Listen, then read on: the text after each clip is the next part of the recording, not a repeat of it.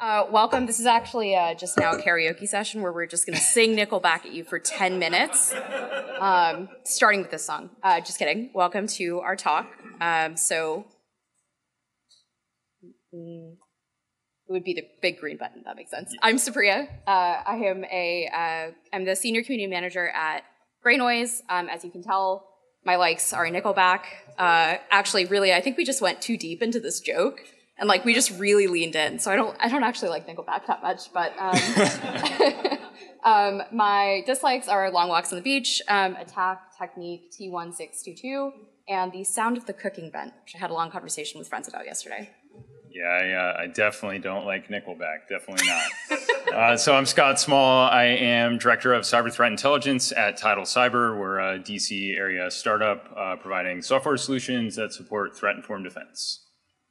And you like, or you don't like? Definitely don't like Stone Sour. That's a deep cut Nickelback adversary, and don't like Attack Technique T1487 and Long Drives. Awesome. So you might be wondering why we gathered you all here today.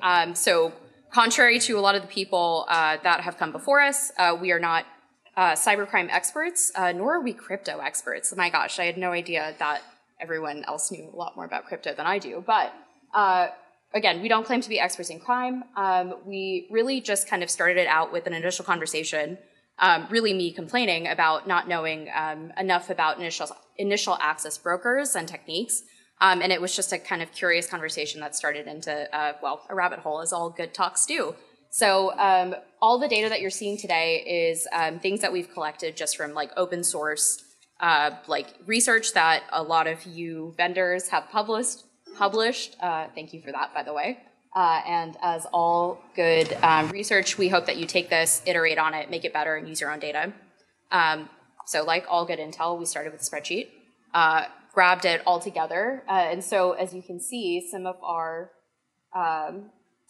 top subjects are these loaders. And so you won't see any I should have grabbed Greg's disclaimer slide, actually. I think that was like a perfect fit for this. So you won't see any loaders, you won't see any, or sorry, you will see loaders, you won't see any open source frameworks, and that's just merely for the scope of this talk. So without further ado. All right, so here is our first graph. Look at this graph.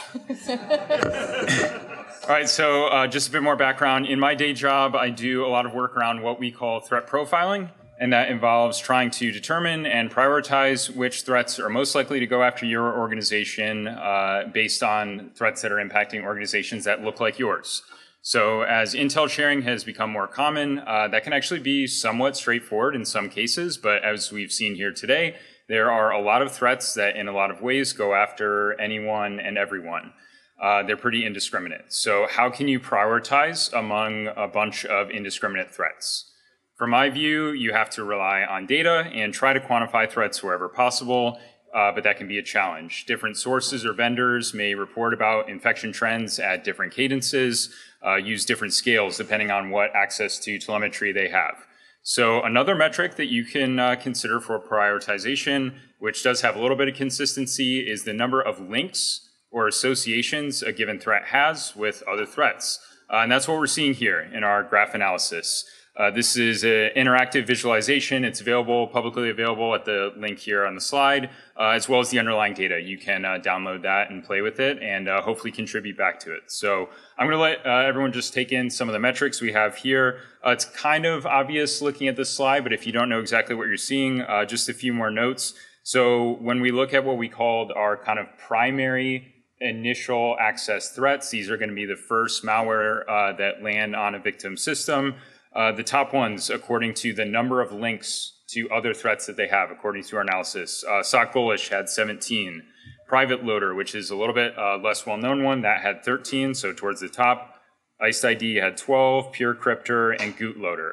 Those were all the ones with 10 or more links to other threats, other malware that they're used to load up or deliver. When we then look at our payloads or later stage threats, again, this is all based on public reporting, so obviously lots of bias there, but we're taking in quite a lot of sources with the analysis that we did. Cobalt Strike, no surprise, Beacon was on top here in terms of a payload with 15. But IcedID was the next in line with 9, which is kind of interesting because, as I mentioned, this is also one of our top early stage or first stage threats as well. Redline Stealer was next with 6, and then Lockbit was 5. One of the main takeaways here is that there's lots of other threats that are delivered. Again, probably no surprise, but we compiled this. It was really interesting to see. So there were 76 more discrete malware that were delivered as later stage payloads, according to our analysis.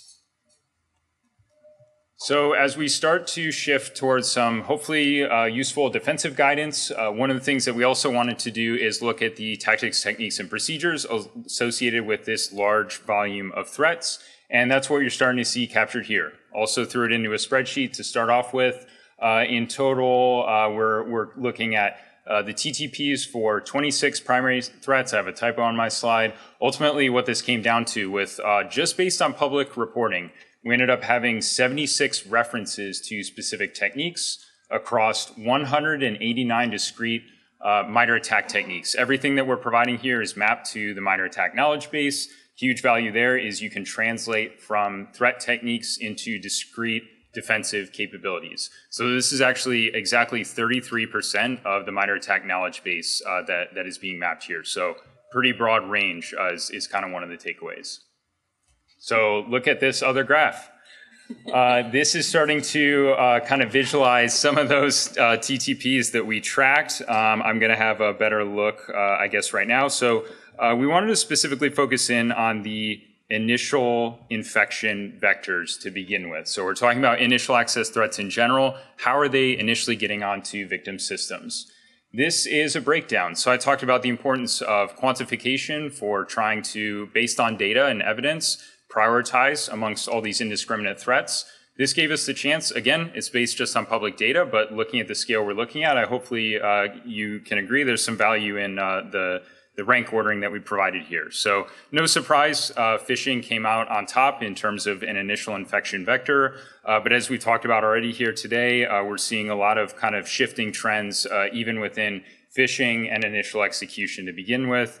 There's this one trend, I believe it was utilized by IcedID, I found really interesting. Essentially, they're using SEO poisoning to get into Google News results that are then delivered to folks' email inboxes with the idea being that you're more likely to click on that, you trust it, you know where it's coming from. Really kind of an interesting emerging technique thought was kind of cool to look at. And then when we look at just some other besides phishing techniques, drive-by compromise, I would say is inarguably kind of the top trending one here. There's a couple specific ways that this is happening. MITRE ATT&CK just last week published a new technique around malvertising.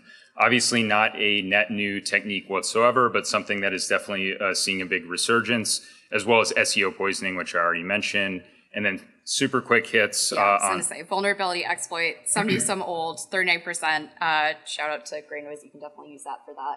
Credentials, obviously hard to automate, very annoying to deal with, unless I guess credential stuffing, which is automated. But removable media, yep, still a thing, 13%. And then finally, I think we have some detections for you. Yeah. Are we at time? I mean, we don't have detections for you. Like, that would be really cool. We just actually have, like... I'm getting there. Are we at time? Almost. Okay. We got 60 seconds. All right. All right, let's skip to the detections then. So this is just trying to kind of visualize basically the challenge. I myself am working with a lot of enterprise defenders. Some of the takeaways here, essentially, going back to the prioritization challenge, there are discrete observable techniques when these threats do land on victim systems. Oftentimes, many of them are utilizing the exact same discovery techniques across this whole bucket. Those can be very challenging to detect with high fidelity. And so it really does, again, come down to prioritizing which of the threats you want to dig into a little bit more. Defense evasion oftentimes is a detectable activity, but at that point, you're oftentimes getting close to the point of boom. So one more reason why you want to be pretty solid in what you're ultimately being able to detect. And do you want to close this out? Yeah, definitely. So basically everything that you saw today very quickly was just done, again, with like stuff that we found on the internet. You all have infinitely better telemetry than we have access to, both individually, but then collectively together. So our call to action is that this is open source. If you did want to do something with it, we highly encourage you to do it. There are other really great tools out there like Vertex and like Gigasheet and like a bunch of other tools that you can use and should use. So please do something with it, or tell us what to do with it and what more we can do with it. Actually, thanks to the Proofpoint talk earlier with Selena and Joe talking about some initial access techniques too, she hit us up, so I think we might do more. Anyway, thank you. Thank you.